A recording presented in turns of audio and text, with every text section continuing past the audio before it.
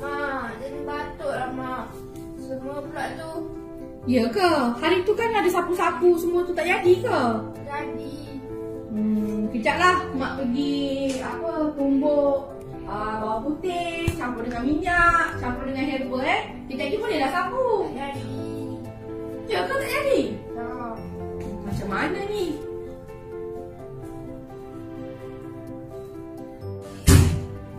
Kenapa ni? Tak tahulah, dia ni dah lama dah batuk sesama. Jadinya ingat nak try tumbuk orang kata bawang putih dengan minyak dengan herba lah nak sapu kat dia. Ni ada minyak herba asmak ni. Sapu minyak herba asmak lah je. Nah. Memang untuk batuk ni je. Okey ke minyak tu? InsyaAllah kesan ni. Ramai lah orang guna ni. Mana dia pun cakap apa tu. Dah berjuta-juta botol dah jual ni.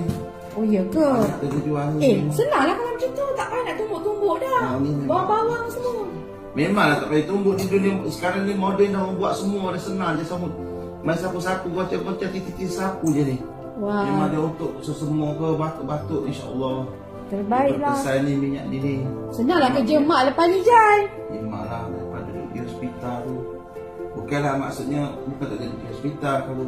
Yelah kalau lebih daripada berapa hari kenalah pergi kan sebab yalah. apa penyakit lain. Tapi kalau macam batuk-batuk biasa tu bolehlah sapu ya. Iyalah dia elok ni minyak ni insya-Allah ni.